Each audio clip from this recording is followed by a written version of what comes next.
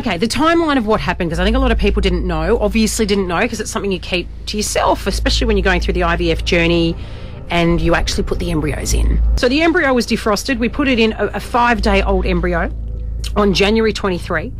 And then you've got this 2-week wait. Now, my boobs started to feel a bit sore. I was a bit moody. I was weeing a lot. And I thought, oh, this feels like I could be pregnant. Mm-hmm. And Jay, who's got 4 kids, was like, yep, you're pregnant. You're right. Pregnant. Okay, They're sure. the symptoms. And I went, listen, let's not get excited. So remember I had to go down to Melbourne to do the School of Rock. School of Rock thing, yeah. I was in Melbourne and I was excited because we were going to have some champagne. And Jay goes, look, before you hit the champers, maybe you should Maybe not. have a test. Yeah, oh, right. my God. I'm sitting in the hotel room. I wee on a stick. You got to remember, I'm 45. This has been a long journey. IVF, as so many other families have gone through. As I sat on that toilet and I did this game with myself. Sorry, because you got to pee on the stick. Sorry to be graphic, but that's life. And you go, I'm looking at this stick and I couldn't see the top of the stick. I could just see the stick. And I kept saying, just have a look. Just have a look. For God's sake. You either are or you aren't.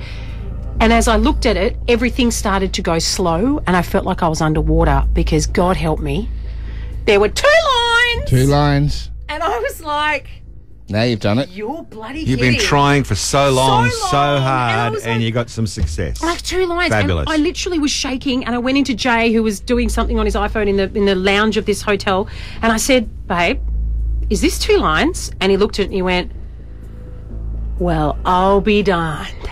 I bet he didn't. You're pregnant? Well, he kind of fainted. And then when I got him off the ground... You must have been excited about that because, but come on, you've been trying for a long time. But I was also petrified. My whole world stopped. I went numb, and I have to say that I kind of stayed that way the whole time. Wow, when you're okay. 45 and you become pregnant, you just... everything... This is how I felt. Like I was just holding my breath. Like I was too scared to wee the wrong way. I was too scared to look the wrong way. If someone walked past me with perfume, I thought, oh, God, I'm going to have a miscarriage. Feb 2nd in the hotel room, I find out I'm pregnant. Then...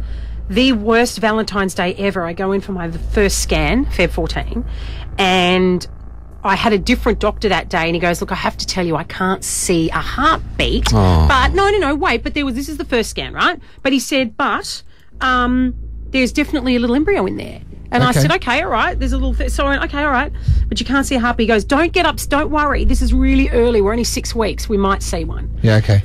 So the next scan we went in, about a week later, I didn't breathe that week. I don't know if you guys noticed.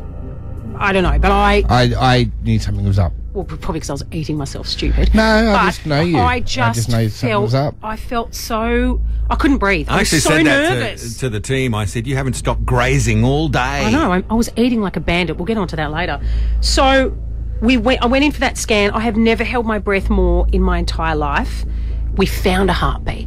Yeah. So it's 7 weeks. We've got a heartbeat. I was euphoric. I have to say the 12 days between the euphoria of hearing that little heartbeat and the next scan were the happiest days of my life. I was so happy. Nothing could bother me. Things would happen at work and I'm like, I don't care. I'm pregnant.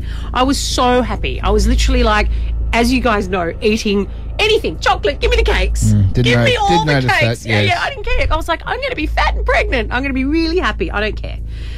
Put on 10 kilos. So this is going to be a fun journey now. But anyway, second scan, I felt really hopeful. I could tell something was wrong. The minute he inserted the thing that does the internal scan, I could just tell by his face. And his face just dropped and he goes, oh. And I went, I could see on the little thing there was no heartbeat. I could just see. And it was, I feel like I'd been told, I don't even know how to describe it, boys. It was like someone had just pulled the rug out from under me. I just went, oh my God. It's so sad. It was really a sad moment, but... Do we know why? No, so we don't know why, but what they did was, as you know, that's why I had to have extra time off. I went in for what they call an emergency suction curette. Oh, wasn't that a joy? The drugs were afterwards. Hello, Endone, but only because I wanted to be numb in all ways possible. But what they do is they put you in for a quick one so that they can take the tissue and they send it away. And it takes 3 weeks. So I'm still waiting to find out what happened. Okay. You have to remember, these eggs were frozen when I was 40.